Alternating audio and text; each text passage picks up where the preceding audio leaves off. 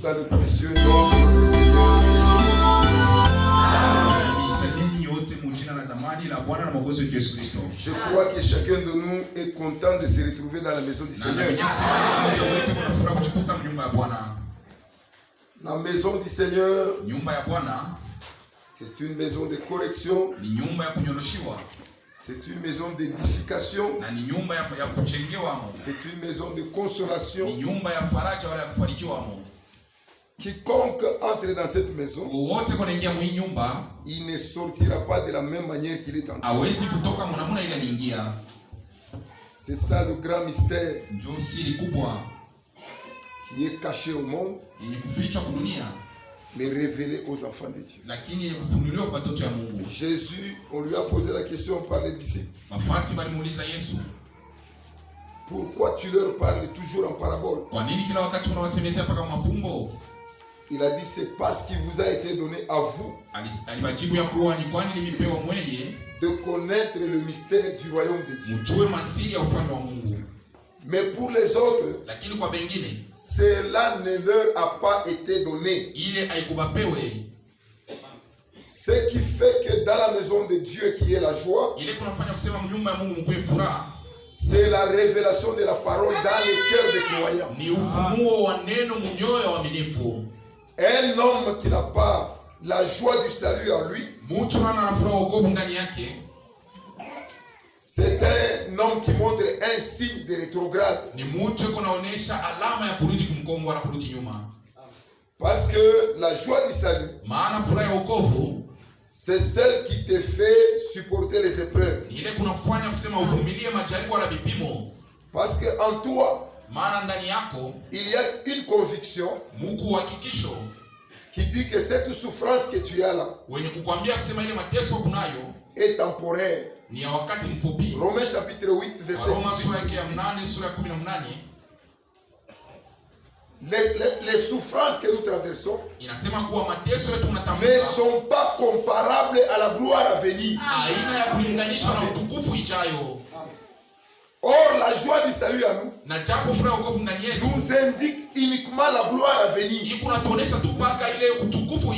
C'est pourquoi, quelles que soient les souffrances, quelles que soient les épreuves, cette joie du salut nous donne toujours la force de continuer.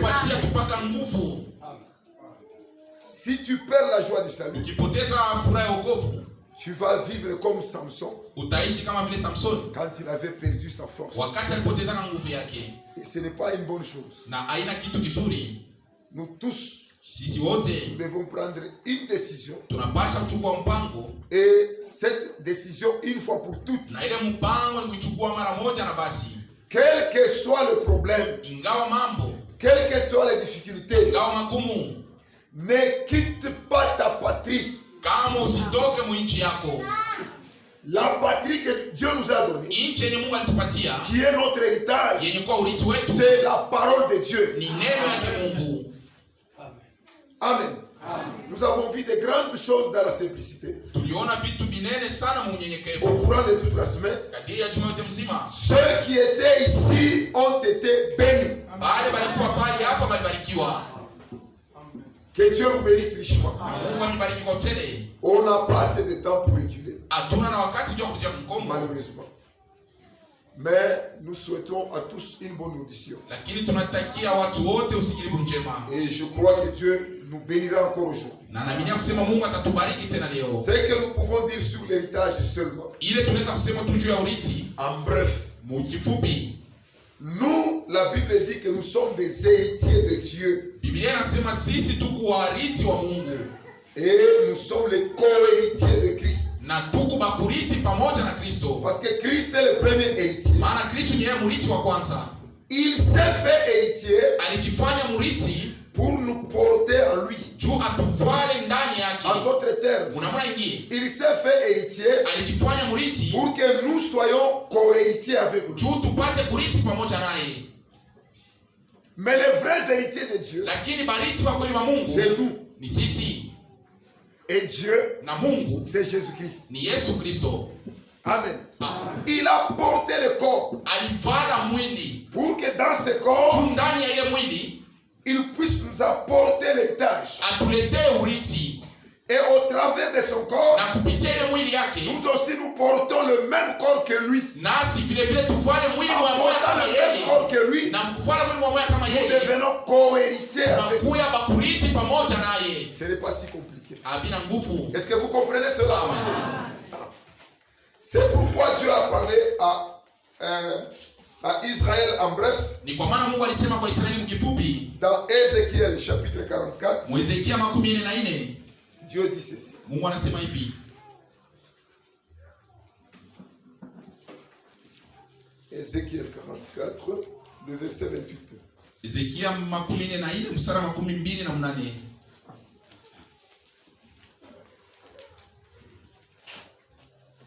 Il dit, voici l'héritage qu'ils auront. Tazama urithi yenye watakuwa nayo. C'est moi qui sera leur héritage. Ni mimi nitakuwa urithi wabo.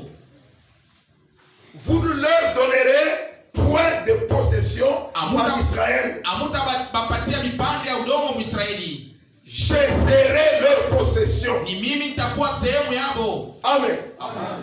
Dieu était l'héritage d'Israël. Mungu ni yeye alikuwa urithi wa Israeli. Israël naturel. Na Israeli wa kimwili. Dieu leur a donné le pays. Mungu alibapatia nchi naturel. Nchi ya kawaida.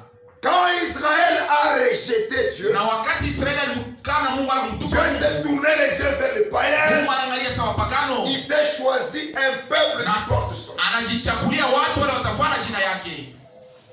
C'est pourquoi quand tu lis dans la Bible, ni kwa maana ukisoma mu Biblia, on parle d'Israël. Wakati wanasema juu ya Israeli, si tu es réellement sauvé, kama kwa kweli mwenye kuokolewa, si tu es réellement élu de Dieu, kama kwa kweli wewe ni mteule wa Mungu, mets ton nom sur la place d'Israël. Bali peko Israeli tia hapo jina lako. Israël était l'olivier naturel. Israeli alikuwa ni mzabibu ya mji. Quand ils ont rejeté leur Messie, wakati walimtupa wala mkana masia wao, le rédempteur lui-même, mkombozi mwenyewe, ils ont été coupés, balikatwa na mangalala yao et ilikatwa, Dieu nous a greffé là. Na Mungu alituchora kule. C'est pourquoi ni kwa maana Israël était le peuple de la promesse de Dieu. Israeli alikuwa ni watu wa malako ya Mungu. Ils sont héritiers, ni bariti à cause des promesses. Kwa ajili ya malako. Toute la Bible Biblia yote est constituée sur les promesses. Muko tulipaka malako. Et nous, nasi pia, nous sommes co-héritiers de ces promesses. Tuku bakuriti pia ile malako. C'est pourquoi ni kwa maana notre foi est basée sur les promesses. Ni yenye kuikala yulu ya malako. Tout ce que nous recevons ont été prophétisés et s'accomplit en nous. Étant les prophéties, ce sont les promesses. Quand ça s'accomplit en nous, ça fait de nous les héritiers de ces promesses. Dieu dit qu'Israël n'a pas d'autre héritage que lui-même Dieu. Ne leur donnez pas de terre. Je serai leur héritage. Et notre héritage, c'est la parole de Dieu. C'est pourquoi nous avons dit que quand nous nous sommes sortis de l'éternité, nous avons porté le corps de poussière. Quand l'homme est tombé dans le péché, Dieu lui a déclaré, tu es poussière, tu retourneras à la poussière. Mais quand Jésus est venu pour nous racheter, il est sorti de l'éternité en tant qu'Élohim. Il est devenu d'abord la parole.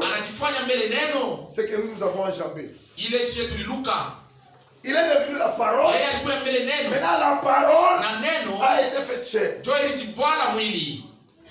Quand il est venu dans cet état-là, c'est pour vaincre tout. Parce que la parole, c'est ça la victoire de Dieu. Et nous, quand nous croyons à la parole, notre victoire, c'est notre foi. C'est ce que 1 Jean chapitre 5 verset 4 dit. Nous allons lire ça. 1 Jean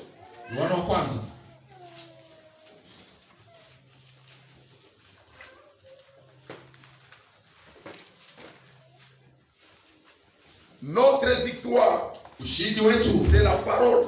neno, C'est la foi dans la parole. ni imani muneno ya Mungu. C'est ça notre victoire. Ndio ushindi wetu.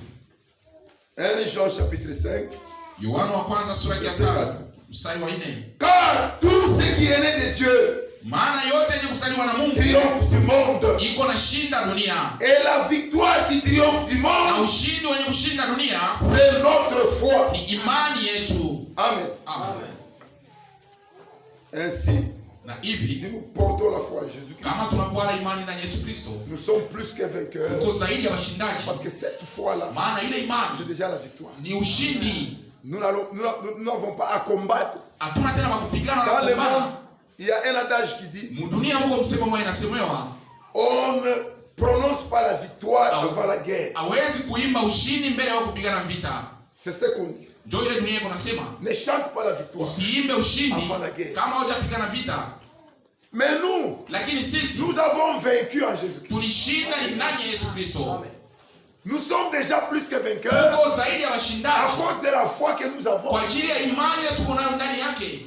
Parce que quand Christ partait à la croix, Maana wakati Yesu alipoenda ce msalaba, n'était pas pour lui. haikuwa juu yake, ilikuwa ni juu yetu. Nos péchés étaient. Mazambi yetu ilikuwa ndani yake. Ils l'ont fait tout péché. Ilimfanya yawe yote zambi. Et c'est nos péchés qui l'ont tué. Na ni mazambi yetu ilimuua kule Et quand il est msalaba. mort, Na wakati il alikufa, a pris ses péchés, alibeba ile il mazambi l'a yetu, amené dans la mer de l'oubli. anaipeleka mubahari na kusaulika. Quand il a amené dans la mer Na de wakati l'oubli, alipeleka kwenye bahari, c'est fini na complètement. kulimalizika pale Il pale. a oublié. Na anaisahau yote. Michée chapitre 7, verset Mika sura yake ya 7, il a pris le péché. anachukua Il zambi. nous a d'abord pardonné de tout péché. Alitusamea mbele kuzambi yote. Ensuite, Na kisha il a éloigné ces péchés de nous. anabeba ile Il mazambi, les a jetés dans la mer de anaenda l'oubli. kuitupa mubahari na Lui-même, kusaulika. Dieu, Yeye mwenyewe a Mungu oublié. anaisahau ile mazambi. Quand il te regarde, Akikuangalia, il te voit comme si tu n'as pas péché. eko na kuona sasa we bado utendana zambi. Ayez cette conviction. Muwe na ile uhakika ndani yenu. Amen. Quand vous n'avez pas cette conviction, Kama una na ile uhakika, quand vous tombez dans l'erreur, ukianguka mkosa, vous êtes perturbé. unakuwa nafurukiwa. Vous pensez que vous êtes perdu. Unazania kusema Il y unapotea. a des frères ici Uko banduku et des hapa sœurs ici, na badada là où ils sont assis, pale kama wenye kuikala, ils disent qu'ils sont perdus. beko nasema niko mwenye kupotea. Lisons un peu Frère Branham. Utasoma ndugu Branham. Ça ne vient pas de moi. Yeye itokee kwangu. C'est la parole de Dieu. Ni neno ya Mungu. Nous lisons dans Je serai avec toi comme j'ai été avec Moïse. Utasoma Mhubiri inaitwa nitakuwa pamoja nawe kama vile nilikuwa na Musa. Je vais lire page 6. Tasoma karatasi yake ya 6.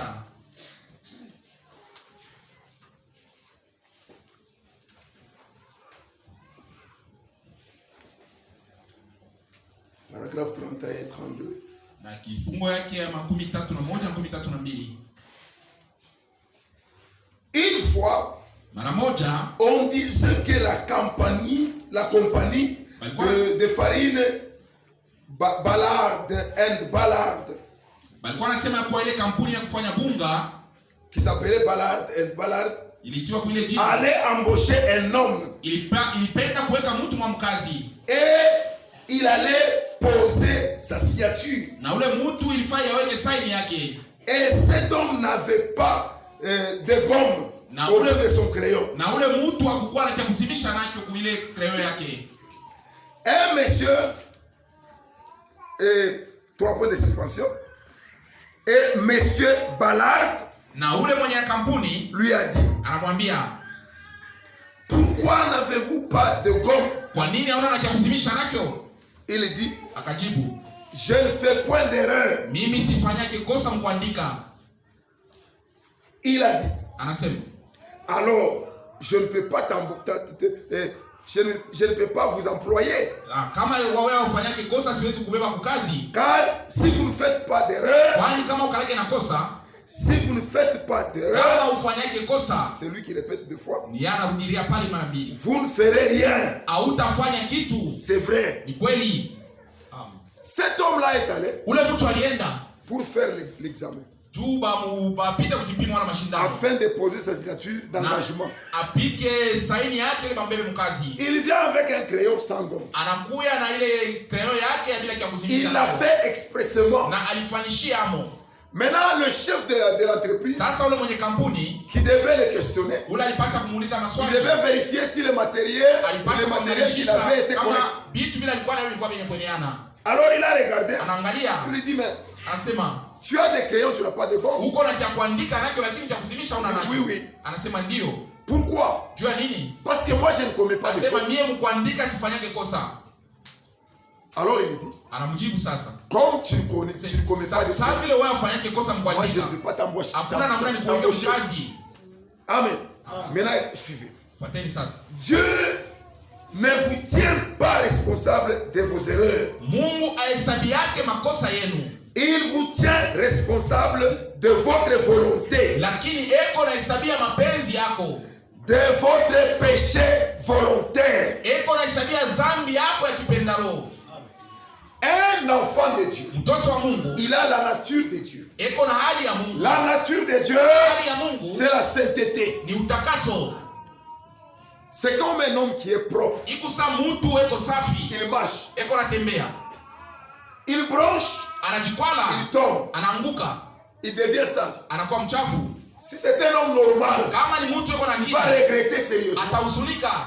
Pourquoi il a bronché? Pourquoi il est tombé? Parce que c'est là n'est pas dans son plan. Ce n'est pas dans son programme. Il était seulement surpris. Il est tombé. Et il est devenu sale. Un chrétien véritable ne planifie pas le péché. Si tu fais le plan, Dieu est miséricordieux, je vais d'abord faire et Dieu va me pardonner. Tu n'as jamais été chrétien. Amen. Tu es un païen qui vit. J'ai toujours dit que c'est lui qui pêche. Ce n'est pas un païen. Celui qui pêche, c'est celui qui s'appelle chrétien. Comment ça? Quand un chrétien tombe dans l'erreur et tu le trouves, frère, pourquoi tu fais ça? Mon frère, pardonne-moi. Que Dieu me pardonne. Je ne voulais pas le faire. C'est lui qui reconnaît ses péchés. Et c'est lui qui pêche. Quand il reconnaît les péchés, la première chose, c'est demander pardon à Dieu. Sincèrement. Et Dieu le pardonne. Mais un païen, lui ne pêche pas. Quand il vit, sa vie c'est le péché. Amen. Amen. Quand il trouve quelqu'un qui les jurie, lui aussi les jurie. Si tu lui dis pourquoi toi tu tu n'as pas entendu comment lui m'insulte. Tu es insensé. C'est lui qui a commencé à m'insulter. Que moi je me taise. Est-ce que tu raisonnes quoi? Je risque même de te jeter les pieds. Parce que comme je suis en colère, je peux même te il ne comprend même pas qu'est-ce qu'est le péché. C'est sa vie de tous les jours. Amen. C'est comme donner à un mécanicien une robe blanche sans tache et lui imposer d'entrer en dessous de l'huile pour changer de l'huile sans se tacher. Sans se tacher. Bila kujichafua. C'est une chose impossible. Il te dira, garde d'abord cette robe. Donne-moi ma vieille salopette. On lui donne ça. Il est déjà teinté d'huile. Il va entrer. Il va travailler. Il va dire quand je vais sortir et quand je vais me laver, c'est alors que je vais porter cette robe. Mais s'il n'est pas intelligent, il est seulement mécanicien, il portera cette robe et on va lui revendiquer la sainteté. Amen. Est-ce que vous comprenez cela? Un vrai chrétien est celui qui reconnaît connaît ses fautes. Mkristo wa kweli ni ule ambaye anajua makosa yake. Je continue un peu vite parce que ce que le frère Branham dit ici c'est important. Dieu ne vous tiendra pas responsable de vos erreurs. Mungu hatahesabia makosa yako, mais il vous tiendra responsable de vos péchés volontaires. Lakini atahesabia ile dhambi kunafanya makusudi. Celui qui pêche volontairement, ule kunatenda dhambi makusudi, après avoir reçu la connaissance de la vérité, kisha kupokea ufahamu wa ukweli. Mais un homme, lakini mtu, il a mis 3 points de distinction. Si vous voulez lire ça, vous allez lire dans Hébreux chapitre 6. Ebrania sura ya 6 mnaweza kusoma verset 4 à 6. Mstari wa 4 mpaka wa 6. C'est lui qui pêche volontairement. Ni ule kunatenda après avoir connu la connaissance, après avoir reçu la connaissance de la vérité, kisha kupokea ufahamu wa ukweli, il ne reste plus de sacrifice pour lui. Hakuna tena dhabihu juu yake. Car en le faisant, maana mkuifanya na makusudi le fils de Dieu pour la seconde. Eko natundika mwana kwa Mungu juu mara ya pili. Or Jésus ne peut plus rentrer à la croix. Na japo Yesu hawezi tena kurudi msalaba. Il est pratiquement impossible. Haiwezekani. Il est allé une fois à la croix. Alienda tu mara moja msalaba. Nous avons trouvé ça pendant la semaine. Na tulisoma katikati ya juma. Dans Hébreux chapitre 9. Mwebrania sura ya 9. Le dernier verset c'est le mstari yake ya mwisho. Le verset 28. Il dit que Christ est allé une fois asema Kristo alienda mara moja avec le péché de beaucoup de gens. Pamoja na madhambi ya watu wengi.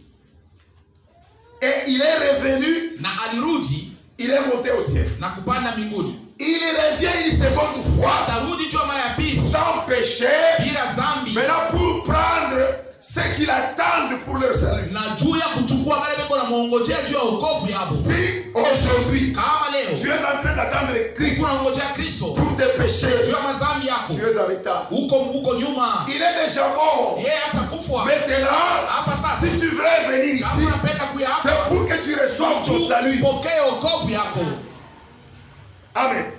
Et que tu t'alignes na ujipange avec ceux qui l'attendent pour le salut. Pamoja na wale beko na muongojea juu ya wokovu. Amen. Amen.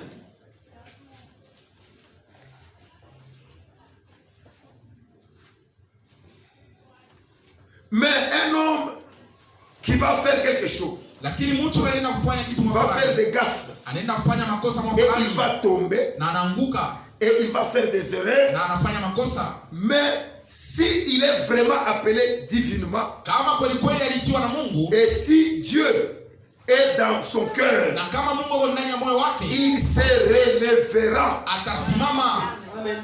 Amen. Amen. Nous lisons ça dans Proverbes chapitre 24. Taisoma Mezali 24. Proverbes chapitre 24. Mezali 24. Il faut, moi j'aime toujours appuyer avec l'écriture. Napenda kutegemea vitu na maandiko. Proverbes 24.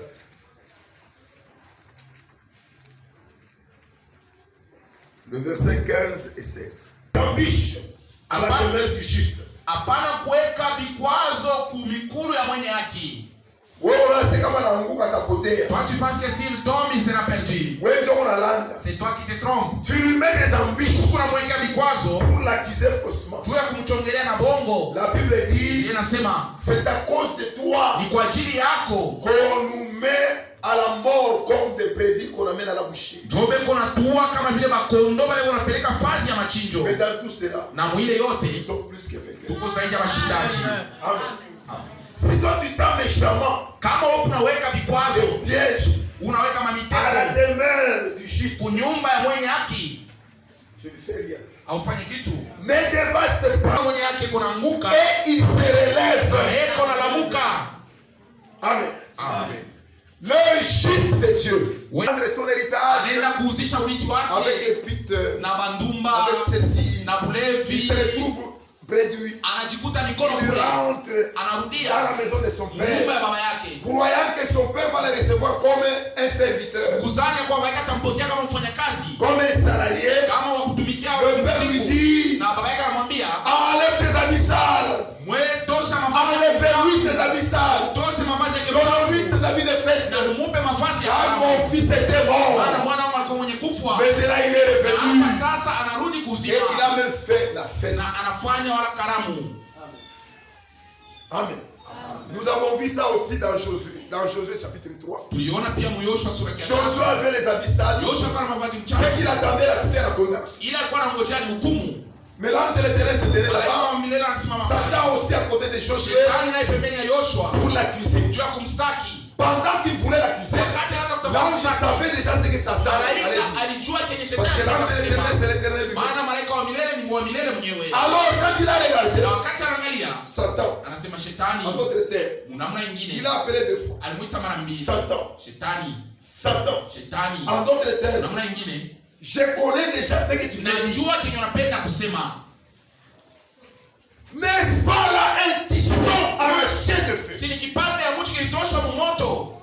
Et la Bible dit, or Josué était là debout, avec ses habits sales, en train d'écouter ce que l'ange lui dit. Jusque-là, l'ange ne s'est pas adressé à Josué. Dans ta culpabilité, Dieu ne te condamnera pas. Si tu es un vrai enfant. Il regarde. Maintenant il dit à ceux qui étaient avec lui, enlevez-lui les habits sales. Mettez-lui les habits de fête. On a enlevé les habits sales. On lui a mis les habits de fête. Maintenant il regarde. Maintenant Josué. Vois. Je t'enlève ton iniquité. Amen. Les péchés que tu fais. Les péchés inconfessés. Ce sont les habits sales que tu portes. Ces habits-là ne te permettront pas d'entrer dans la salle de noces. Il est écrit dans Apocalypse chapitre 19, le verset 7. Réjouissons-nous et soyons dans l'allégresse. Donnons-lui gloire. Car les noces de l'agneau sont venues et son épouse s'est préparée.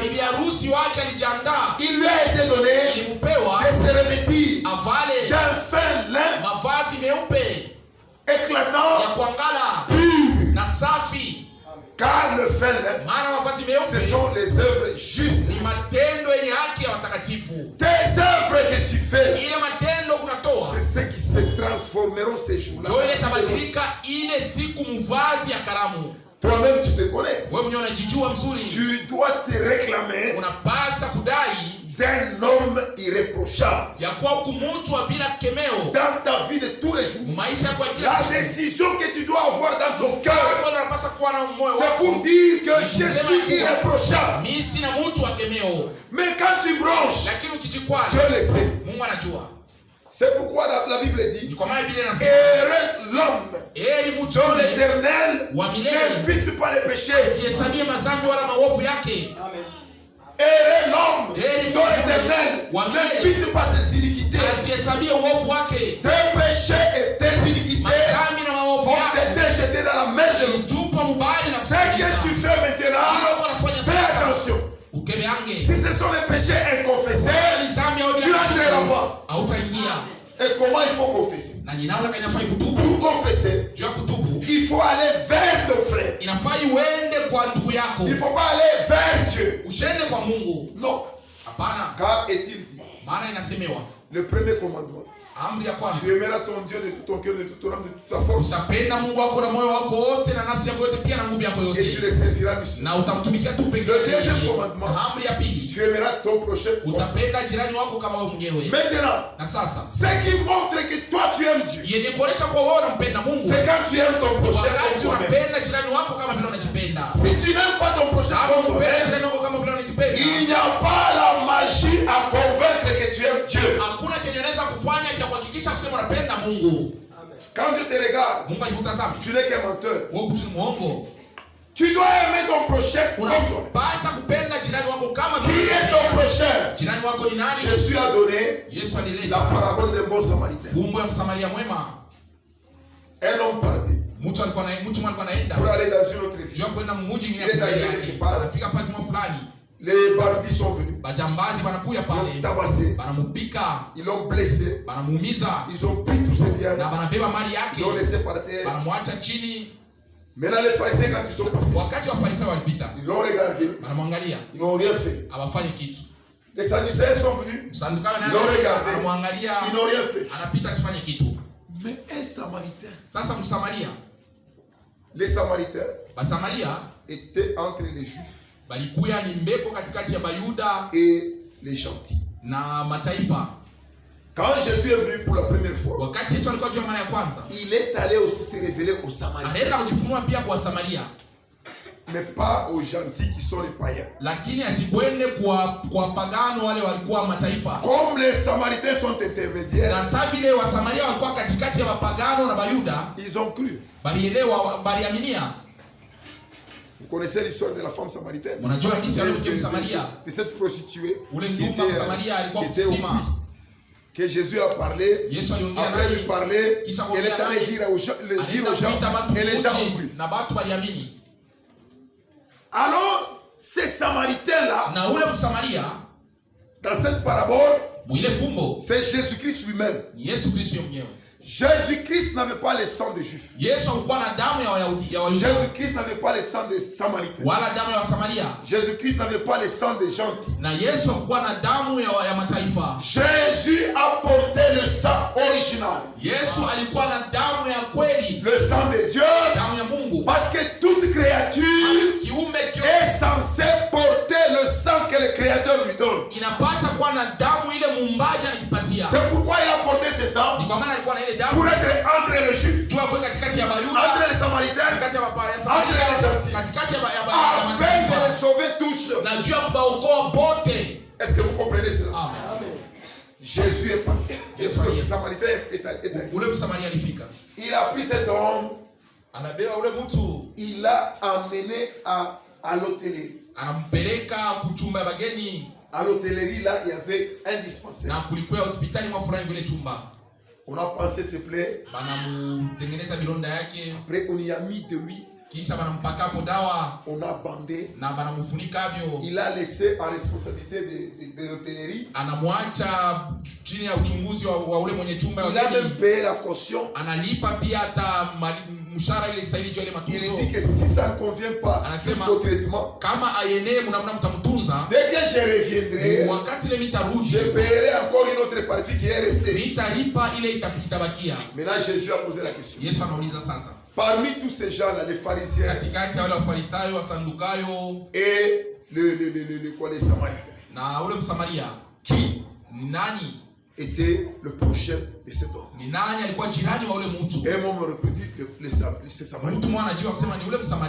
Jésus, quand il est venu, il nous a trouvés blessés de la mort. Le péché, le salaire du péché, c'est la mort. Il nous a pris, il nous a lavé, il nous a lavé les plaies, il a mis de l'huile dans les plaies, il a mis le Saint-Esprit, il est parti. Cette partie qui reste, il a payé comme ça. Et puis, cette partie qui reste, je viendrai l'ajouter quand je reviendrai. Avant la venue de Jésus, il va envoyer une puissance supplémentaire sur l'église. Cette puissance est appelée le troisième poule. C'est cette puissance-là qui va nous faire des choses comme Jésus-Christ lui-même. Et le monde entier sera éveillé.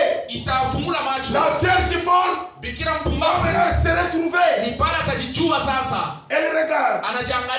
Elle est vierge de la parole de Dieu, même sans le Saint-Esprit. Non. Pendant qu'elle partait, l'époux vient. Est-ce que vous comprenez cela? Amen. Jésus a déjà tout payé pour toi. En bref, toi tu es l'héritage de Dieu. Et tu es co-héritier avec Christ. Et Dieu, lui, il est aussi ton héritage. Ton héritage, c'est la parole de Dieu. Amen. Quand tu marches comme un héritier, quand un héritier est encore enfant, il agit sans principe. On peut même, les ouvriers peuvent même lui donner les chiquenottes. bafanyakazi wanaweza mpika hata mikoni.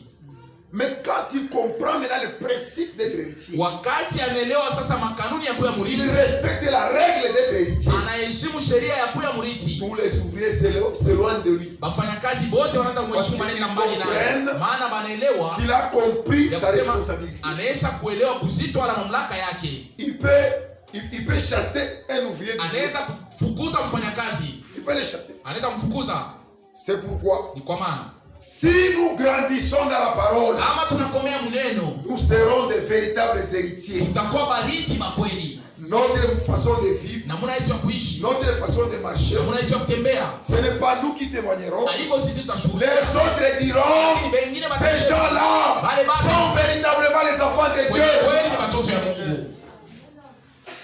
Qui a compris cela?